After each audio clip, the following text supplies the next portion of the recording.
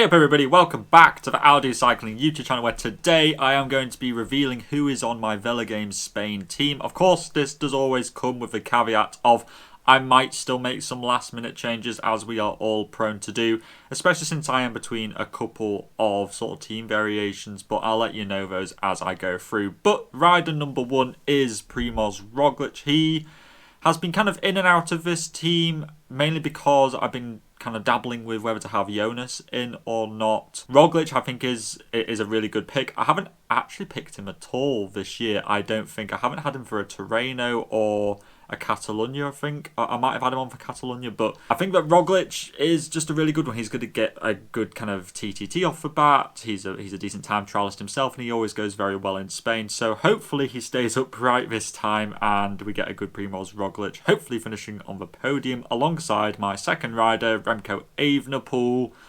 I just think that Evenepoel is he's so good, isn't he? Like, his time trialing, even though his team isn't that good, I don't think that really matters too much, because I think that he's probably just going to be following what Jumbo-Visma and Ineos and whoever else are setting pace are doing, and then he's just going to kind of do his own thing. And I just think that Evenepoel, with that TT bonus, kind of basically just guaranteed another 220 points. I just quite like him. I had him on for the Giro. He didn't finish because of COVID, so hopefully he finishes this time round. My third rider in the climber category is Michael Storer. I have picked him because he has had a very similar warm-up to when he did really well in the Vuelta 2021. I think it's almost uncannily he got exactly the same results as he did in the Tour de l'Ain. And I think that Gregoire has said that, he's probably more for like the puncher stages. Lenny Martinez is probably going to go for GC as best he can, and therefore I think that opens up Storer as a good breakaway rider, and there's just so many uphill finishes which a breakaway could win, lots of hockey stick stages, so I think Storer's pretty good, and hopefully he has a 2021 repeat in this race. My next rider in the climber category is Targo. He is apparently the leader for Bahrain Victorious, and I think that for 6 credits that's really good value. Probably one of the better value for money riders in the whole competition.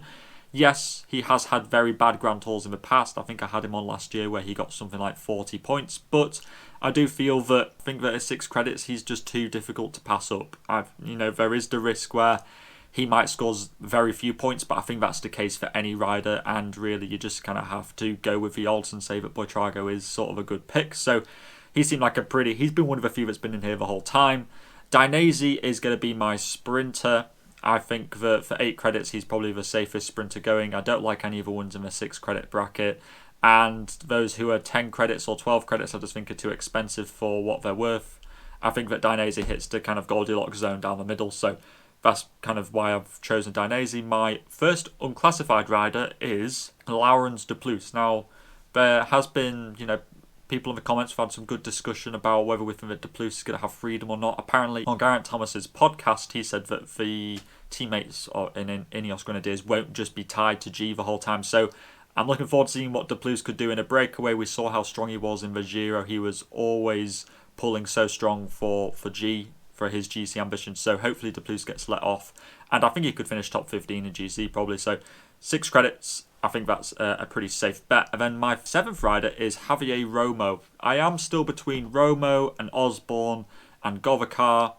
I'm kind of trying to maths it now at this point, fine-tuning this last pick, but I've gone with Romo right now just because when I thought about it, his performance at Burgos was on a higher level probably than the performance of Osborne in terms of climbing ability, but I can still kind of flip-flap between the two of them. There's the whole Govakar thing of, as a sprinter, how many points is he going to get? Is he going to finish the Grand Tour as a Grand Tour debutant to be worthwhile? He's going to need to finish 8th in 5 sprints, which seems pretty reasonable to be able to do, but he's never done a Grand Tour before and he doesn't have that much support, so that's kind of my reasoning with going for Romo right now. I think that he seems the most solid of the 3, but let me know what you're thinking in terms of 4 credit riders. Maybe you can help me select which one I'm going to be going with.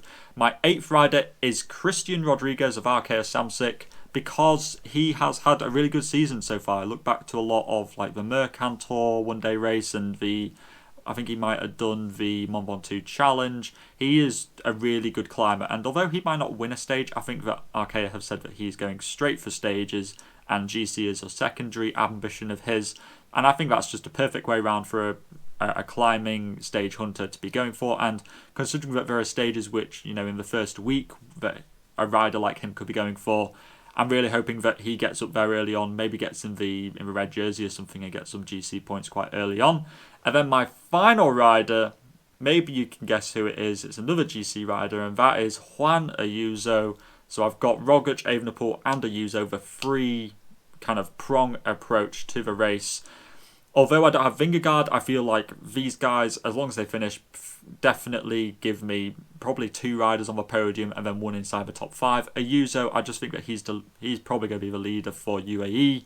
And 3rd place last year, he said in an interview that he's got a little bit better than he did last year and that he hasn't done that many race days, but maybe that'll help him out in terms of his freshness inside the last week. So I'm quite high on Ayuso, although I am certainly considering not going with Ayuso, but maybe going with Geraint Thomas instead, and then putting those points into Romo to get somebody like Lars-Carno, for example. So let me know what you're thinking about that kind of option in the comments down below. And also put in the comments what team you're thinking of going with. Of course, the Vuelta does start tomorrow, but it starts in the afternoon, so we've got a little bit more time to be thinking about our teams. So be sure to put all your opinions in the comments down below, and all that is left to say is to stay safe out there, and I'll see you in the next video. Salut!